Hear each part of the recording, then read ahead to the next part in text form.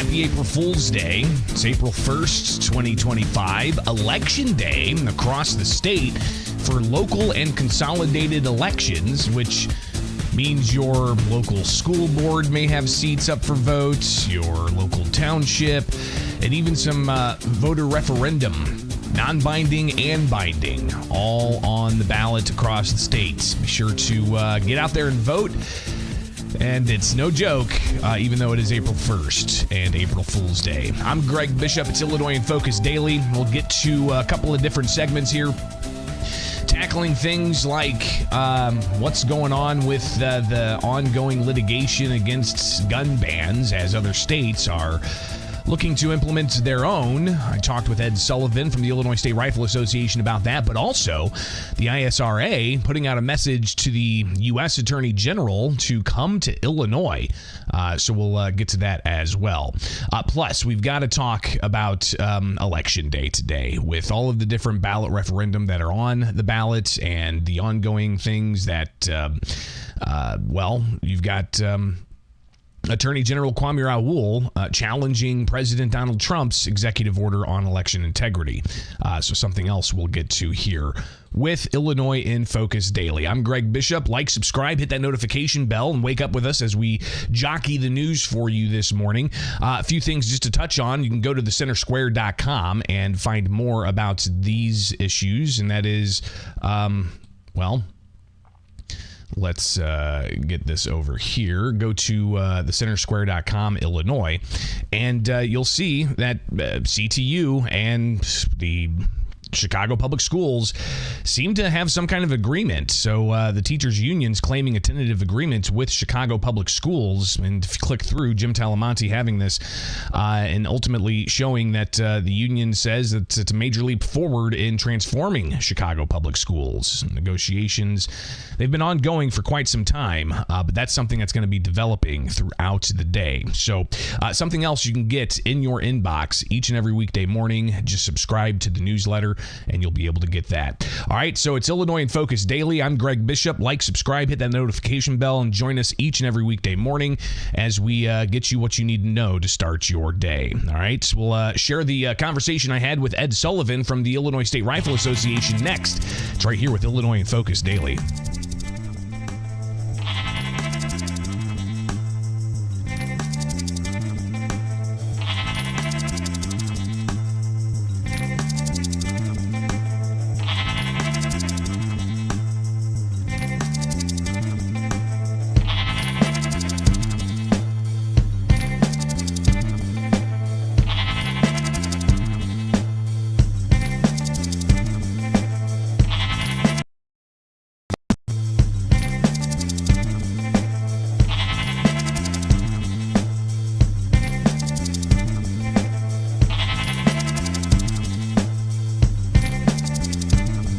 Attorney General Pam Bondi come to Illinois and look at Illinois' gun rights or lack thereof. That's the message from the Illinois State Rifle Association to the U.S. Attorney General in efforts that they say are kind of following what the Attorney General's looking at in California. It is Illinois in Focus Daily. I'm Greg Bishop. Like, subscribe, hit that notification bell. Wake up with us each and every weekday morning as we break things down for you to start your day. And we'll talk with Ed Sullivan. Had a conversation with him yesterday. I'll share moments from that coming up here in a moment. He's with the Illinois State Rifle Association. But something else we're going to look at today as well is a couple of email updates from U.S. Senator Dick Durbin. He is going after the choice that Pam Bondi has to lead the ATF, and that is the FBI Director, Kash Patel. But you got Durbin also critical last week of some other actions that Bondi's taken as well. And in this segment, we've got $20 million from Illinois taxpayers going out to non-profit entities that may be threatened by violence or other acts of terrorism or things like that. So we're sending out tax dollars to not-for-profits to build stronger security perimeters. So we'll review some of that as well this segment. Again, it's Illinois in Focus Daily. I'm Greg Bishop. Like, subscribe, hit that notification bell. Wake up with us each and every weekday morning. Pretty vibrant chat room here on YouTube with the Center Square, so you can take part in that. But also get the podcast where you get podcasts and get the news headlines in your inbox by subscribing to the newsletter at thecentersquare.com. So let's get to this this press release that was put out by the Illinois State Rifle Association, and ultimately it's about the DOJ urging them to come to Illinois. So you've got a statement from the ISRA. The Illinois State Rifle Association is happy to assist the U.S. Department of Justice with their federal investigation into state and local municipalities for violating the Second Amendment rights of law-abiding citizens. In Los Angeles County, California, law-abiding citizens are facing 18-month delays for their concealed carry licenses. And as the DOJ is arguing, this is a violation of Second Amendment rights. The U.S. Attorney General Pam Bondi issued a stern warning to any states that infringes on our 2A rights, writing, "This Department of Justice will not stand idly by while states and localities infringe on the Second Amendment rights of ordinary law-abiding Americans. The Second Amendment is not a second-class right, and under my watch," Bondi said, "the department will actively enforce the Second Amendment just like it actively enforces other fundamental constitutional rights." The ISRA says, "We welcome Attorney General Pam Bondi and her Justice Department here in Illinois, and as always, we're happy to help." And that was signed by Richard Pearson, the executive director of the Illinois State Rifle Association. So I talked with Ed Sullivan. He is a lobbyist for the Illinois State Rifle Association, and yesterday he shared with me that they have been in talks with the U.S. Attorney General on what exactly they can do for a state like Illinois, where we have the FOID card, the Firearm Owner Identification Card.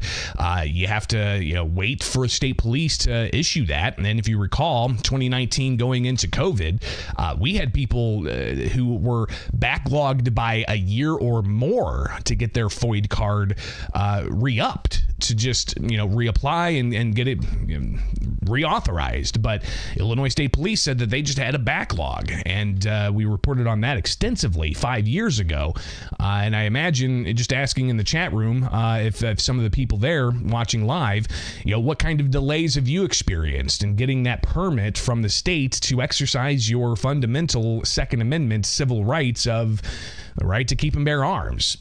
So clearly there's something here, but Ed Sullivan said that they're in talks with Pam Bondi and the U.S. Department of Justice and the Attorney General's office to come to Illinois.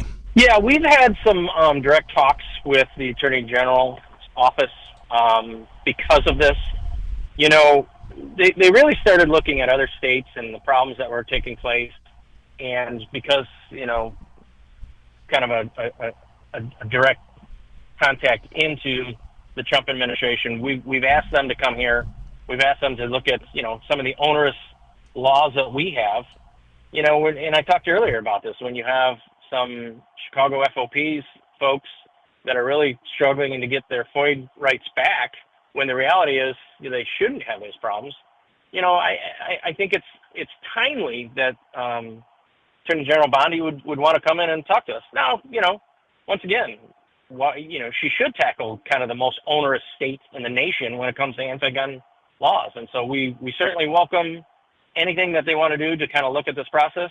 If you look at the most recent bill that was passed, Katrina's Law, which, was a much better version that passed than what was initially put forth, but they completely disregarded the Rahimi case before the U.S. Supreme Court. And so one of the things that I brought up was, well, the bill says you can petition. Let's say that the hearing says, yeah, you didn't do anything and your rights should be restored. You can petition within 2 weeks to have your firearms given back to you. But that only is if you have your FOID card restored.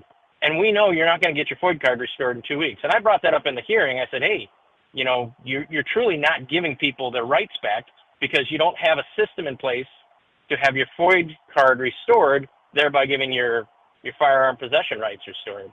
And so we certainly welcome the AG's office, and we're going to work with her office should they want to come in and have a discussion. So Ed Sullivan obviously sharing with us that that conversation has already been had, and we'll see what Attorney General Pam Bondi does with that request to come to a state like Illinois.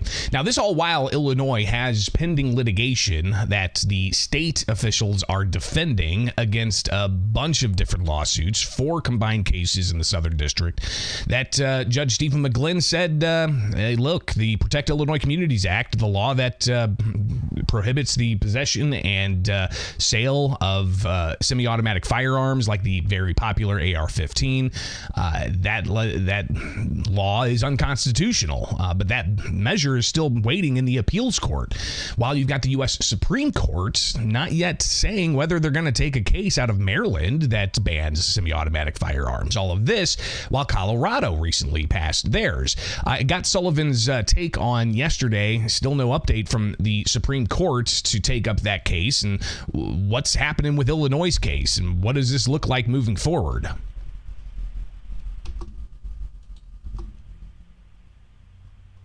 Yeah, we would have thought that we would have heard something on scheduling. I know that the courts really don't like us talking about it too much, but I'm not really giving anything away that everyone doesn't already realize that, we would have hoped for a schedule for 7th Circuit Court.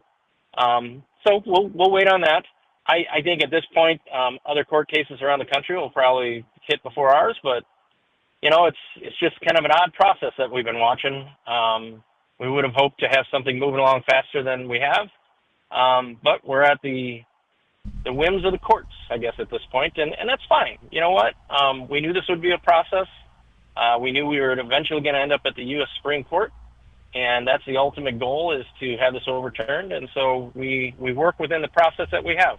So again, Ed Sullivan with the Illinois State Rifle Association reacting to no movement in the U.S. Supreme Court on the Maryland gun ban and what that portends for the challenges against Illinois' law stuck in the 7th Circuit U.S. Court of Appeals. But as we talked about briefly yesterday, the state of Colorado has passed a bill to do something similar, ban certain semi-automatic firearms that take detachable magazines. Sullivan saying that it's important the Supreme Court do something on this as more and more states look to try to emulate what Maryland's done, what California's done, what Illinois has done. Yeah, so you have other court cases going on, Maryland, obviously Illinois.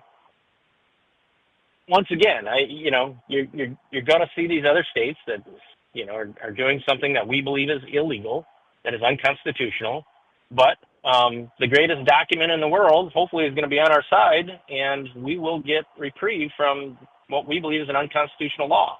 But we have to go through the process. We have to, go through the courts, let them do their whatever they think they need to do. And I know it's maddening for the typical gun owner that thinks it's unconstitutional, that believes it's unconstitutional.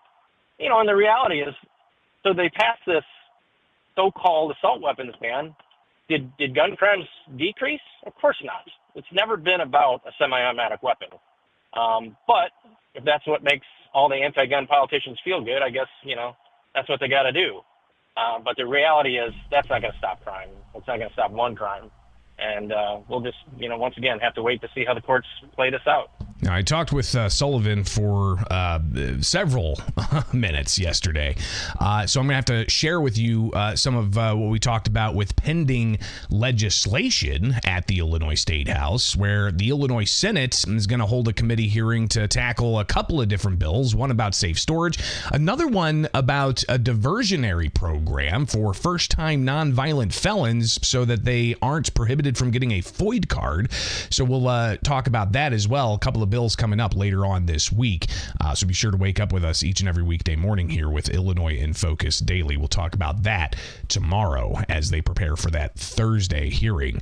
But let's get to, again, some of the other back and forth with the U.S. Attorney General and U.S. Senator Dick Durbin, who sent out this news release yesterday saying that Kash Patel is not the right person for the ATF. All right, the Bureau of Alcohol, Tobacco, and Firearms and Explosives. So U.S. Attorney General Pam Bondi looking into the policies and procedures about the ATF. And in February, the president announced FBI Director Kash Patel would serve as acting director of the ATF. So is the ATF going to be folded in? You got Durbin saying that joining a bunch of others in a letter to Pam Bondi that Kash Patel is not qualified for this. They're writing to inquire into what policies and procedures would be implemented to ensure the ATF continues meaningful function in its intended capacity. Goes on to say, while the decrease in violent crime and gun-related deaths is encouraging, 2023 still had the third highest number of gun-related deaths. Goes on to say that the DOJ must do everything within its power to sustain the downward trend. But it also goes on to talk about Patel not been subject to Senate confirmation to lead the ATF. And Patel, the senators say, would not affirm that firearm background checks, well-established procedure, they say, for keeping guns out of the hands of dangerous individuals, are constitutional during his confirmation hearing as FBI director. And they further say that Patel's appointment threatens to undo the life-saving progress the ATF has made to reduce gun violence in America. So again, that's a letter, just clips of a letter that U.S. Senator Dick Durbin signed on to Attorney General Pam Bondi concerning Kash Patel, the FBI director, possibly becoming the ATF director as well. But last week, you had Senator Durbin also send out this letter with others to Pam Bondi, essentially laying out that they don't like the actions of the Trump administration. And in particular, the Trump administration terminating a pardon attorney, and they also go further to talk about the efforts of Trump to try to get Mel Gibson's gun rights back. Mel Gibson, the actor, Lethal Weapon, Mad Max, you go down the line, he's a pretty accomplished actor, but yeah, he's had some domestic issues, pleading no contest to one issue. The senators don't like the idea of Mel Gibson possibly having his personal relationship with President Trump interfere with him not being able to get a firearm. So kind of fascinating to see some of the political back and forth here. But back to Illinois. We're talking about the Second Amendment. Of course, this is a jam-packed segment here. I'm going on 13 minutes now. All of the different things about the Second Amendment, really, it's about public safety and how we keep the public safe. This is an interesting note that came out yesterday, and really, it's kind of all about your tax dollars. The Illinois Emergency Management Agency announced the second round of funding for not-for-profit security grants, $20 million available in grant funding. It's the second round of such funding. And they say that it's going to help nonprofits who are deemed at high risk of a threat, attack, or acts of terrorism, implementing different types of security measures like physical security. And the amount of money they can get, up to $150,000 for the site. They may apply for up to $150,000 up to 3 sites for a maximum of $450,000. And security enhancements must be for locations of not-for-profits. So that's your tax dollars going out to not-for-profits. We'll see where that money goes and what kind of not-for-profits ultimately get that. Is it going to go to, like, for instance, Planned Parenthood? Or is it going to go to, for instance, Catholic Charities? Or is it going to go to, for instance, some kind of environmentalist group or other types of very, very political yet not-for-profit groups? It's a lot of money, $20 million. So there you go. In the space of public safety, all kinds of different stories for you, from where we're at with Illinois' Second Amendment rights, and is the DOJ going to come investigate, to where we're at with litigation against the state's gun ban, and how Illinois U.S. Senator Dick Durbin's getting involved in all of this on the national level with the DOJ, and so on. It's Illinois in Focus Daily. I'm Greg Bishop. It's what you get each and every weekday morning. Like, subscribe, hit that notification notification bell and wake up with us for Illinois in Focus Daily with the Center Square.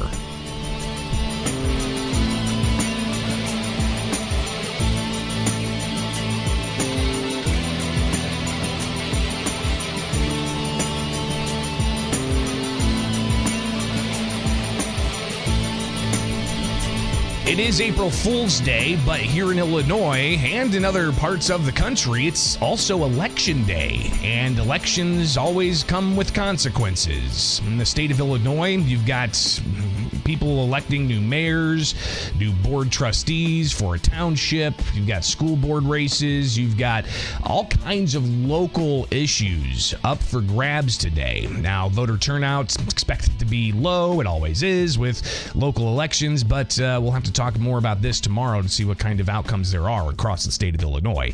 It's Illinois in Focus Daily. Like, subscribe, hit that notification bell. If you don't catch the live show each and every weekday morning, you can catch the podcast. Just search Illinois in Focus and you'll find it.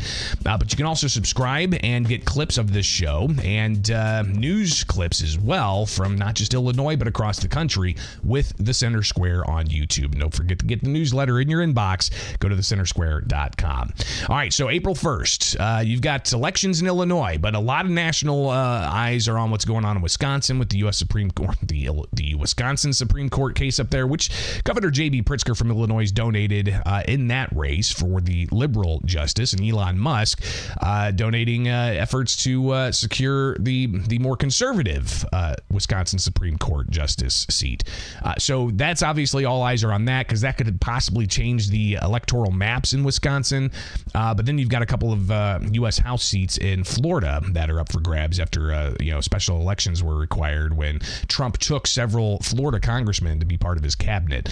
So here we go with Election Day. All right, and obviously it being April Fool's Day, just kind of how it happens, right? It's just how the calendar works. So you've got on the local ballot different things around the state. Things asking you, for instance, if you want to increase your sales tax on a county level to help out schools.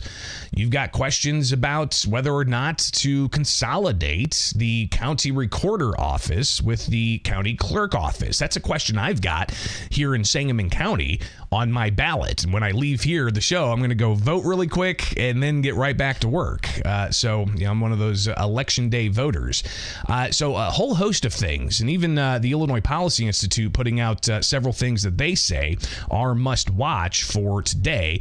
Palatine, Lamont, Homer, Palos, and Winfield townships are going to be asked a question: should the state of Illinois enact constitutional pension reform to protect workers' existing requirements and generate savings which could provide property tax relief or be reinvested in the community? So that's an interesting question, non-binding, but it's something that could give policymakers an indication as to what the sentiment is from voters. So various communities across the state are going to be asked that question. Unfunded mandates. You've got voters in Palatine, Lamont, Homer, Palos, Leiden, Wheeling, and Addison townships being asked the question: should the state of Illinois be allowed to force unfunded mandates on local governments who may raise property taxes to cover the cost of those mandates? Again, kind of you typically get maybe 50, maybe 60, depending on the year and how political things have gotten. Of course, general elections where people select the president, that always turns people out, 70+% in Illinois. But it's those local elections that I don't think people necessarily know too much about. You may see the yard signs pop up. I've had people say when they go vote in local elections and they see a bunch of uncontested races for like mayor, for instance, the village I live in, there's only one person running for mayor. So do I vote on that? So, that sometimes turns people off, which is the lack of participation in actually people running for these offices. But at the same time, it's those decisions made locally that are most going to impact you, how your local tax dollars are used for roads or other priorities or other initiatives. So obviously, more engagement's needed in that. And while we're here speaking of voting, don't forget, you've got got U.S. President Donald Trump, who signed that executive order trying to shore up integrity in elections. And he wants citizenship requirements for everybody who's registering to vote to prove their citizenship. He's going to have the Department of Justice and other groups go out and research and evaluate all of the different election jurisdictions and how they have people vote, register people to vote, by mail, or is it limited, or are they counting paper ballots? Are they counting votes on election day? No more after election day. Things that Illinois does. We have, mail-in voting. You don't have to have a reason to mail-in vote. You can get a permanent mail-in vote where they just send you the ballot and you send it back in. They've got ballot drop boxes in the state of Illinois with a loophole that doesn't allow for people to check if somebody dropping off 20 ballots has the signatures of each individual of those 20 saying that they can have their ballot to deliver. So you've got a lot of things that are problematic, including the state counting votes up to 2 weeks after the election. But all of that is for federal elections. We had the ACLU of Illinois and the League of Women Voters of Illinois put out a statement last week about Trump's executive order, saying that they feel it's illegal, number one, and then number two, they said that Trump's order does not impact the April 1st election in Illinois. Now, will it impact places like in Florida, where they are taking part in a special election for federal office? I think it may, and whether or not there's continued litigation against that, we shall see. But Attorney General Kwame Raoul here in Illinois, he put this out yesterday, that he opposes federal legislation that would create substantial barriers to voting, he says. And this is based off of course, Trump's push to have citizenship requirements for people registering to vote. That was his executive order, but there's legislation in Congress to ultimately codify that, and it's called the SAVE Act, the Safeguard American Voter Eligibility Act. And Kwame Raoul says that this is going to disenfranchise a whole bunch of people by requiring them to prove their citizenship. And here's a quote. He's urging congressional leaders to oppose the SAVE Act and maintain accessible voting rights for all eligible Americans. He goes on to say he's proud to join other attorneys general to protect voters' rights and ensure the eligible voters are not met with obstacles when they attempt to exercise their constitutional rights. He goes on to say that the things that will be problematic if citizenship requirements are made is there's going to have to be expensive documentation like a passport or a birth certificate. And then you've got mandating in-person presentation of those documents instead of allowing for it to be done online through voter registration. And he also says it's going to create barriers for women whose birth certificates don't match their current names. And he says it'll disenfranchise active duty service members who cannot return to their local election. So a lot of back and forth on whether or not we're going to have citizenship requirements for people who register to vote. But again, the president's order only impacts federal elections. We've got election day today in municipalities and counties across the state. It is Illinois in Focus Daily. We'll have to talk a little bit more about elections tomorrow.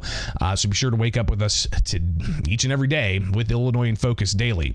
Like, subscribe, hit that notification bell, and get the newsletter in your inbox where you can just sign up and get Illinois headlines or national headlines. And don't forget to check out the podcast as well. If you can't make the live show, or if you're on a road trip and you want to stay plugged in while you're driving, you can subscribe to the podcast wherever you get podcasts and get that in your podcast player each and every weekday morning. I'm Greg Bishop. Follow me anywhere. Just search Bishop on Air. It's Illinois in Focus Daily with the Center Square.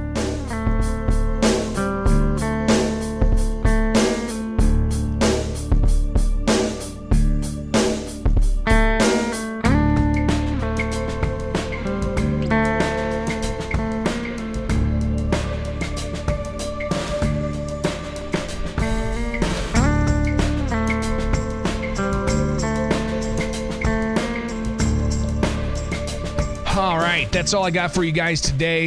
Don't want you to walk away without just getting some of the headlines at the Center Square, Illinois, including a story that's going to be developing throughout the day. Teachers Union claiming tentative agreement with Chicago Public Schools. We'll know the taxpayer cost of that over time. Local Elections Day provides Illinoisans a voice about property tax issues, so you can read that story and get brushed up and vote today. Illinois higher education funding advocates push for status quo. That's a story from yesterday. More than hour-long news conference that State Representative LaShawn Ford held with advocates for continued higher education. They said that the DEI stuff and the withholding of federal tax funds for universities is going to be problematic. Here's just some of that. Must stand up and push to get Congress to do the right thing as far as funding. The Democrats are pretty much on board to protecting funds. They're fighting the Republicans. We've done everything to keep this without talking partisan, but the truth is the Republicans have to be called to the carpet, and they have to make sure that they protect their constituents. Their constituents need Pell Grants. Their constituents need to have their student loans serviced. We will always do what is legally required. What we are looking to do is how are we providing support, knowing that we are in the state of Illinois that celebrates and recognizes the value of its members, international or others, while we are balancing what are the requirements under the new federal administration and what they expect for us to be able to do. So in terms of diversity, equity, and inclusion, and supporting our students who are undocumented, and celebrating who our students are on our campuses, academic freedom and free speech, freedom of expression, those will continue to be values that we will demonstrate. I know that our Attorney General Kwame Raoul has made a major request to increase funding so that he could go to the courts to sue to protect the funding for Pell Grants and student assistance at the federal level. So I think our greatest opportunity to protect this funding is through the courts. So we really need to support our Attorney General Kwame Raoul in his efforts to fight back legally. It will take some of our general revenue funds to give to the Attorney General's office to fight that. But I guess it is a zero-sum game. You know, if we have to take money from our general revenue fund to divert it to fight the case, that could reduce other spending powers in higher ed. So that's right. So again, just something you'll see each and every day posted through YouTube with the Center Square, and you can read more about these stories and more at thecentersquare.com, including the latest in the Madigan saga. Prosecutors asking for $3 million after Madigan was found guilty, while Madigan's looking for an acquittal. And don't forget, Illinois Governor J.B. Pritzker in Mexico signing an MOU, announcing that yesterday. Just some of the headlines you'll get. Go to thecentersquare.com and wake up with us each and every weekday morning here with the Center Square and Illinois in Focus Daily. I'm Greg Bishop. Have yourselves a wonderful Tuesday. We'll be back at it tomorrow morning, bright and early, 8 o'clock, and you can join the chat room there where the conversation is lively. All right, I'm out of here. Have a great Tuesday. Happy April Fool's Day. Sorry I didn't do any big prank. I don't really do pranks. Too much of a truth teller, I guess, to do that type of thing. So no disparaging those who do the pranks, because typically those who do the pranks, they know what they're doing, and they know the funny pranks to do. And then there's others who are a little bit too mischievous, and they tend to go over the top. So I try to refrain from all of that. All right, appreciate you guys tuning in. Appreciate the support. Like, subscribe, hit that notification bell. It is Illinois in Focus Daily.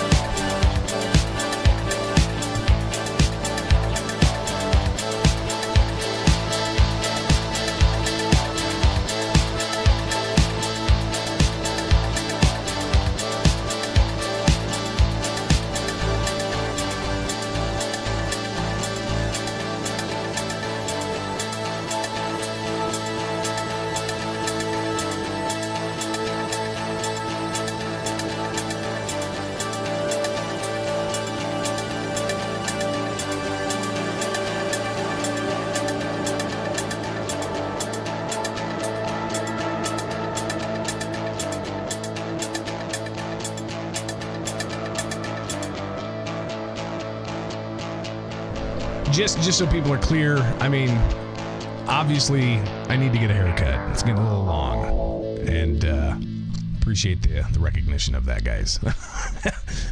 Have a great day.